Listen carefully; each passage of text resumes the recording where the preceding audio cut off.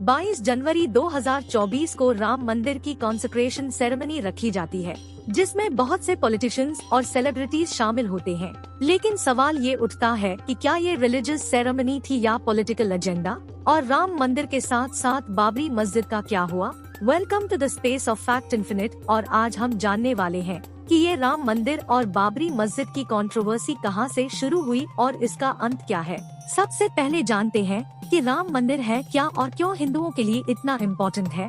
राम हिंदुओं के सबसे ज्यादा पूजे जाने वाले भगवानों में से एक है। हिंदू की हिस्ट्री रामायण के मुताबिक राम एक राजा थे जो 3102 BC में अयोध्या में पैदा हुए। हिंदू इस जगह को राम जन्मभूमि भी कहते हैं, साथ ही साथ इस जगह को मुकद्दस मानते हैं। अब बात करते हैं मुसलमानों के पॉइंट ऑफ व्यू से।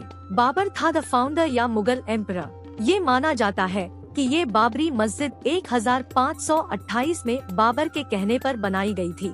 इसके बाद 1813 में ईस्ट इंडिया कंपनी एक सर्वे रिपोर्ट पेश करती है, जिसमें कहा जाता है कि उन्हें मस्जिद की वॉल पर कुछ इंस्क्रिप्शंस मिले हैं। उनका मजीद कहना था कि शायद बाबरी मस्जिद औरंगजेब ने अपने पीरियड में राम मंदिर को डेमोलिश करके बनाया था। 1528 से 1668 तक हमें अयोध्या में मस्जिद के होने का कोई एविडेंस नहीं मिलता। बाबरी मस्जिद की सबसे पुरानी रिपोर्ट हमें 1717 की जय सिंह की RTF से मिलती है, जब उन्होंने मस्जिद और उसके आसपास की जमीन खरीदी थी। लेकिन हैरान कर देने वाली बात ये है कि बाबरनामा, जो कि बाबर की डायरी है, इसमें अयोध्या मस्जिद के कंस्ट्रक्शन के कोई एविडेंस नहीं मिले।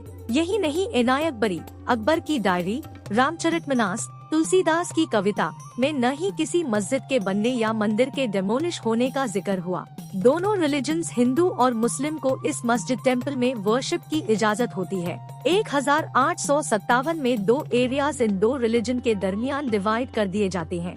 The first recorded instances of religious violence in Ayodhya occurred in the 1855 Hindu के एक लोकल ग्रुप ने बाबरी मस्जिद पर अटैक किया और इस पर कब्जा करना चाहा। उन्होंने डिमांड की कि बाबरी मस्जिद को गिराकर एक मंदिर बनाने की परमिशन दी जाए, जिसे गवर्नमेंट ने डिनाई की। सब कुछ ठीक चल रहा था तक कि साल 1946 में एक हिंदू महासभा, अखिल भारतीय रामायणा महासभा ABRM, ने बाबर मस्जिद की पोजीशन पर दोबारा एलिगेशन लगाया। यही सिलसिला चलता रहा और कुछ समय में ही हिंदू एक्टिविस्ट ने मस्जिद के अंदर राम और सीता की मूर्तियां मस्जिद के अंदर प्लेस कर दी। इस दौरान दो बड़े मशहूर पॉलिटिशियंस सामने आते हैं, जवाहरलाल नेहरू और वल्लभ भाई पटेल। उन्होंने हिंदू एक्टिविस्ट को इंसिस्ट किया कि वो ये मूर्तियां हटा दे, जबकि इनकी ये बात नहीं मानी गई।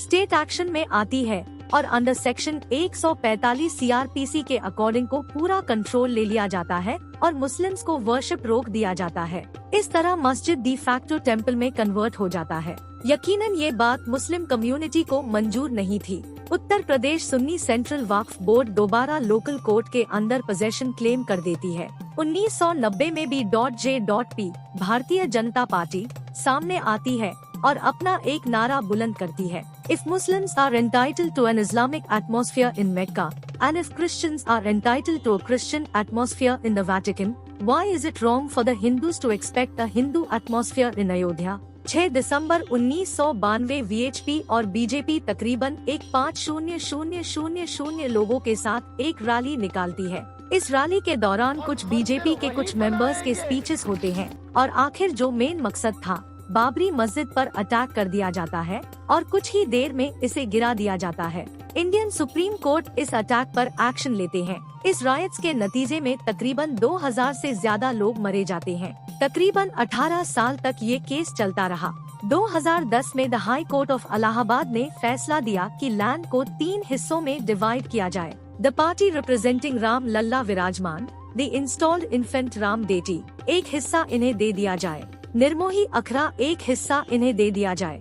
बाकी तीसरा हिस्सा दी उत्तर प्रदेश सुन्नी सेंट्रल वक्फ बोर्ड को दे दिया जाए। तीनों पार्टीज ने फैसले को न मानते हुए केस सुप्रीम कोर्ट में चैलेंज कर दिया। 9 नवंबर 2019 सुप्रीम कोर्ट की फाइनल जजमेंट आती है कि पूरी जमीन हिंदू ट्रस्ट के हवाले कर दी जाए और ये भी कहा जाता है 5 एकर्स की दूसरी जमीन दी उत्तर प्रदेश सुन्नी सेंट्रल वक्फ बोर्ड को मस्जिद बनाने के लिए दी जाए। 22 जनवरी 2024 राम मंदिर की कॉन्सेक्रेशन सेरेमनी रखी जाती है, जिसमें बहुत से पॉलिटिशियंस और सेलिब्रिटीज शामिल होते हैं, जबकि बाबरी मस्जिद धन्नीपुर, अयोध्या, उत्तर प्रदेश में बनाई जा रही है। इसका नाम बदलकर मोहम्मद बिन अब्दुल्लाह मस्जिद रख दिया गया है। कुछ यूनिक डिजाइन और कंस्ट्रक्शन की वजह से वर्किंग डिले की जा रही है, जबकि रिपोर्ट के मुताबिक आने वाले 3 से 4 सालों में काम मुकम्मल हो जाएगा। कहा जा रहा है कि मोहम्मद बिन अब्दुल्लाह मस्जिद दुनिया की सबसे बड़ी मस्जिदों की लिस्ट में आने वाला है, लेकिन इसकी हकीकत वक्त ही बताएगा।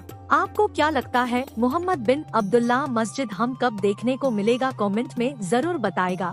वीडियो अच्छी लगी हो तो उसे लाइक करेगा और चैनल को सब्सक्राइब करेगा। मिलते हैं अगली वीडियो में एक नई जर्नी के साथ, तब तक अपना ख्याल रखेगा।